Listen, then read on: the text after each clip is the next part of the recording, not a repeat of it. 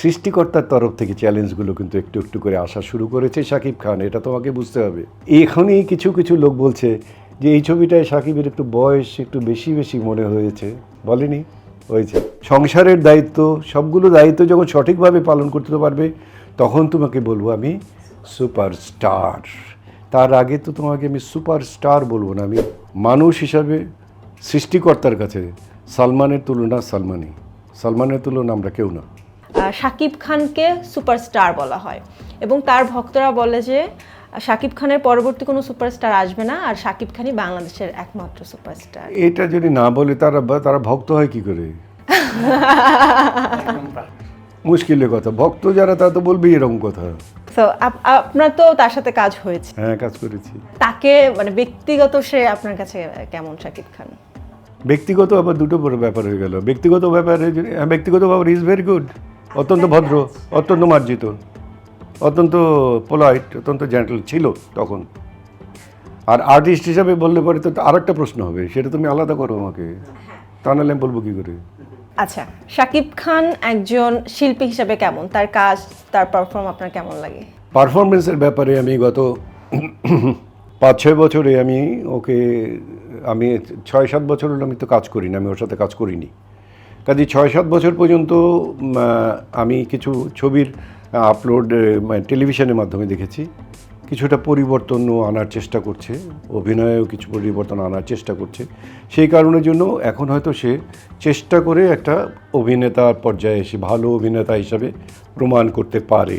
ও ভালো অভিনেতা এখন বটে।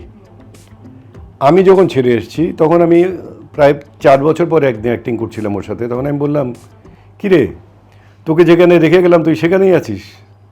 এখন মানে আনকন্টেস্টেড যখন যায় তখন তো তার সেখানে থাকলে অসুবিধা, বললে যে পারে চলছে তো সেটাই। এখন হচ্ছে কি যে এখন যখন মনে পড়ছে যে এখন তার কাছে পারিবারিক চ্যালেঞ্জগুলো না আসলেও সৃষ্টিকর্তার তরফ থেকে চ্যালেঞ্জগুলো কিন্তু একটু একটু করে আসা শুরু করেছে শাকিব খান, এটা তোমাকে বুঝতে হবে। সেটা কি? এখনই কিছু কিছু লোক বলছে যে এই ছবিটায় শাকিবের একটু বয়স একটু বেশি বেশি মনে হয়েছে, বলেনি? হয়েছে। এই যে একটু একটু বলছে, এটা কিন্তু সৃষ্টিকর্তা যিনি, তিনিই তোমাকে এই চ্যালেঞ্জগুলো আনবেন, এবং এই চ্যালেঞ্জগুলো যখন আসবে এইটাকে তুমি ফেস করতে পারবে না, তখন তোমাকে আস্তে আস্তে আস্তে আস্তে ডেমিনিশ হতে হবে। কাজেই আমি তো তোমাকে এখন বলবো, নিশ্চয়ই তুমি বাংলাদেশের 1 নম্বর popular star, popular hero, you are trying to be a star. I hope যেহেতু আল্লাহ তোমাকে স্টার, আমি যেভাবে ভাবি সেভাবে তোমাকে সৃষ্টি করুক, কারণ তুমি এখন অভিনয়ের ব্যাপারে যেভাবে খেয়াল করছো ঠিক তেমনিভাবে অন্য অন্য যেসব ব্যাপারগুলো আছে, দেশের প্রতি দায়িত্ব, জাতির প্রতি দায়িত্ব, মানুষের প্রতি দায়িত্ব, গরিবের প্রতি দায়িত্ব, তোমার প্রতিবেশীর প্রতি তোমার দায়িত্ব, ধর্মের প্রতি তোমার দায়িত্ব, অন্য ধর্মাবলম্বীদের প্রতি তোমার দায়িত্ব, মানুষ হিসাবে তোমার করণীয় দায়িত্ব, সবগুলো দায়িত্ব যখন পালন করবে, সংসারের দায়িত্ব, সবগুলো দায়িত্ব যখন সঠিকভাবে পালন করতে পারবে তখন তোমাকে বলবো আমি সুপারস্টার।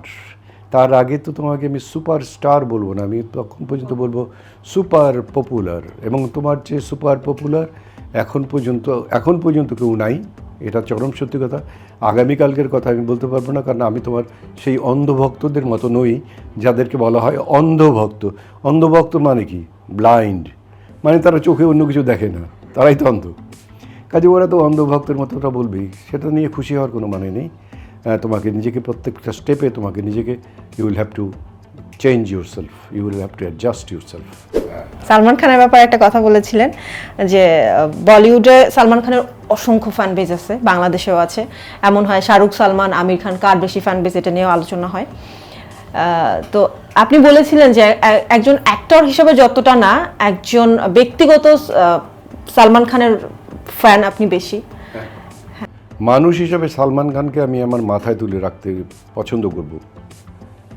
যদি মাথায় তুলে রাখা মানে আমাদের ধর্মীয় মতে নিষেধ, কিন্তু আল্লাহ তাআলা যেটা বলেছেন যে একজন মানুষ, তোমাকে মানুষ হতে হবে, মানুষের মতো মানুষ হতে হবে।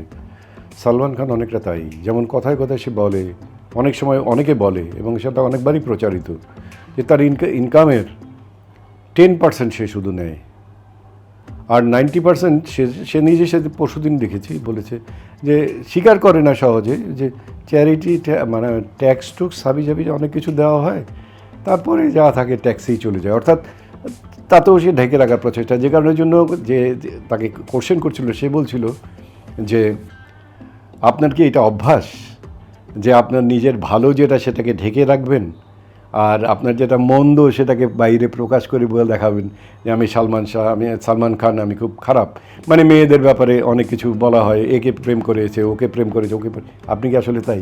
সালমান কোনো জবাব দিনে হেসেছে। আমি মনে করেছি যে প্রশ্ন যেটাই করা হোক, মানুষ হিসাবে সৃষ্টিকর্তার কাছে সালমানের তুলনা সালমানই, সালমানের তুলনা আমরা কেউ না।